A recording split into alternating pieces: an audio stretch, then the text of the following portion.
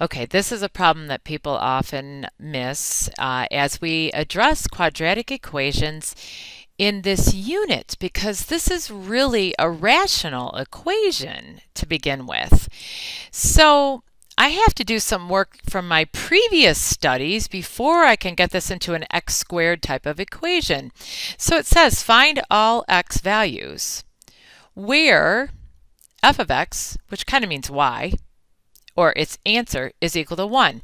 So this function is equal to this expression, and I want to know when this function would be equal to 1. So I'm just going to substitute a 1 in there right there for f of x. So 1 would equal 7 over x plus 7 over x plus 4. So I've now got to reach back to my process, which says I need to know what my LCD is, and since the denominators can't be factored, I've got to use that lone monomial x and an x plus 4. Remember, to solve an equation, you multiply both sides of the equation by that LCD. So this gets multiplied by the x and the x plus 4, and this gets multiplied by the x and the x plus 4. But let's look at the right side of the equation. This 7 over x, when you multiply it by the x and the x plus 4, these x's cancel out. So on the right side there, you've got a 7, and it gets multiplied by x plus 4. Look at this fraction. When you multiply it by the whole LCD, the x plus 4 here and here cancel out, and you're left with plus 7 times x. And then over on the right side, you've got 1 times x plus 4. So I'm going to distribute that x times x plus 4. So I get x squared plus 4x equals 7x plus 28. And then don't forget this 7x on the right here. So the 7x and the 7x on the right are 14x plus 28. And then now I'm going to go ahead and get everything on the left side. So I'm going to subtract 14x from both sides. And if you don't mind, at the same time, I'm going to subtract 28 from both sides. And I'm going to go ahead and write this over here. So I've got x squared minus 10x, 4x minus 14x is a minus 10x, minus 28 equals 0. Let's take this way up here.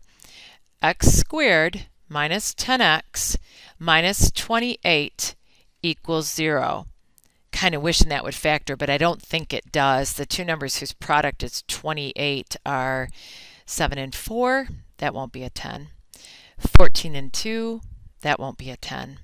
28 and 1. No, anyway, won't work. So a is 1. That's the coefficient in front of the x squared term. B is a negative 10. And c is a negative 28. So I need the opposite of b, which will be a positive 10, plus or minus the square root of b squared. Now, please remember, if you don't put that negative 10 in parentheses to square it, it's going to get all screwed up. So I tend to not even type the negative sign, because I know a negative 10 squared is a positive 100. Minus 4 times a times c. Make sure that goes all the way. Make sure this line goes underneath the whole thing, all over twice a. So I get my calculator, and I find out that 10 squared minus 4 times 1, I don't need to put that there, but I do, times a negative 28 is probably going to be some big number. So 10 plus or minus the square root of 212 over 2. The number 212 probably is divisible by 4 is all. And I think 4 goes into 212 53 times. The square root of 4 is 2. So I'm going to write this as 10 plus or minus 2 times the square root of 53 over 2. And now this 2 will divide into there once, into there 5 times. So I'll have 5 plus or minus the square root of 53. So again, 2's got to go into both here and there. Okay, so what if I have a story or two? So this is not a physics problem yet. When a number, I want to find the number is going to be x. X is the number. When a number is added to its, that number's, square, the result is 240. So let's rearrange this. Let's put the x squared first, then the x. See that 240? Bring it over here as a minus 240 equals 0. And if you would go ahead and put all those values into the quadratic formula, you would get a negative 1 plus or minus the square root of 961 over 2. It happens that the square root of 961 is 31. So you get a negative 1 plus or minus 31 over 2. So you really would need to go and take a negative 1 plus 31 and get 30 over 2, which is 15. And then you need to take a negative 1 and subtract 31, which is a negative 32 over 2, which is a negative 16. And let's go back to the original problem. It says a number is added to the square of that number, and the result is 240. That's one of my checks. Then it says a number is added to the square of that number, and the result is 240. So, let's check. 15 plus 15 squared, is that 240? And a negative 16 plus a negative 16 squared, is that 240? Bingo, I know I'm good. Let's see. Let's go ahead and go to number 11. I'm probably going to skip the next problem, but just kind of put in a few values for you. The mechanical power developed in an electric motor is given by this formula, where P is the power in watts, and in this problem the power P is 448. So right here I'm going to put in a 448. The total power T is 480 watts. So 480 watts is going to go in for T, and the resistance R is 2 ohms. So let's go ahead and write this down here. So we have 448 in for P, 480 in for T, and then I have a 2 times I squared. R times I squared, 2 times I squared. Well, this one is such that I could just go ahead and solve for I squared. So when I subtract the 480, I'm going to get a negative 32, and then I'll have a negative 2I squared here. So I'm going to divide both sides by a negative 2 to get I squared alone, and that becomes 16. And current can be positive or negative. So when I take I squared equals 16, I'm going to take the square root of both sides. So I'm going to say I equals plus or minus 4, and the units happen to be amps. Sometimes we use a capital A. Okay, let's pause, and you should read this problem.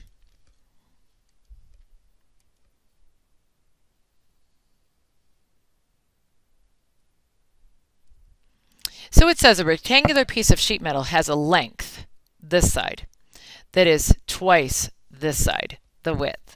So let's call this x, and let's call this 2x.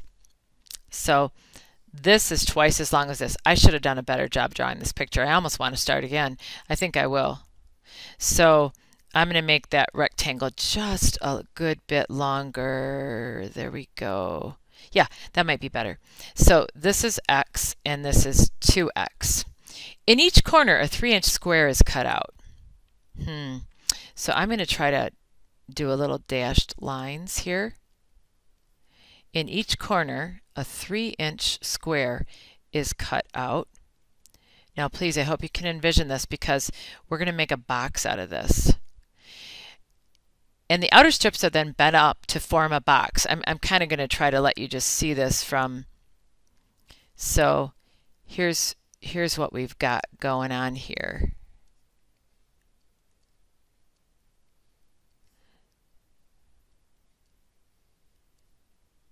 Oops, that should be a dashed line. We've bent up right here. I'm going to do it in green. We've bent up this side right here, and this side right here, and this side right here, and this side right here to be this space, this, and this, so that we have this rectangle.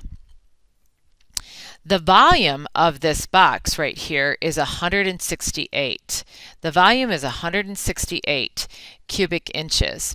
And the volume of a rectangular solid is found by taking the length times the width times the height. This dimension times this dimension times this dimension. So the height right here in this little box is how much when you bend up these corners here? Weren't they 3 inches? So weren't these right here 3 inches, the height? But now I've got to figure out this dimension right here. And it was 2x all the way along this side, but I bent this side up and bent this side up. So this green line right here, it was 2x. How much did I take away right here and right there? Didn't I take away 3 on each side? So wouldn't that be 2x minus 6? And then see this side, which was called x right here. This side right here, which is this side right here, it was x, but I took away 3 here and 3 here. So wouldn't this be called x minus 6? And again, this one 2x minus 6.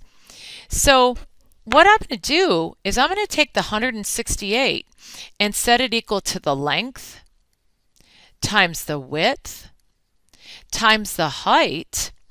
And I just want you to know that when I FOIL this, I get 2x squared minus 18x plus 36. And then when I multiply that by 3, I get 6x squared minus 54x plus 18, carry the 108. And then I've got this 168 over here, and when I subtract 168 from both sides, right here, my formula that I'm going to work with, I'm going to put it way over here, is 0 on the left. We have 6x squared minus 54x, and I think that's a minus 60. And so finally, either the quadratic formula or factoring or whatever, when you solve this for x by the quadratic formula, you get 2 answers. You get an answer x is 10, and you get an answer of x is a negative 1. Well, x can't be a negative number. It represents the dimension of a side of the original sheet. So if the original sheet x was 10 right here, then this would be 20. And then you could even check your volume, because then over here 20 minus 6 is 14, and then this way 10 minus 6 is 4 by 3, I believe. Boy, I sure hope this is going to work out after all that, by 3. So I wonder if 14 times 4 times 3 is 168. And again, wanting to see 14 times 4 times 3 to see if my volume turns out to be 168. Sure enough, it does. That's a tough problem involving the quadratic formula. You'll see something like this on the final exam. You might want to mark this video.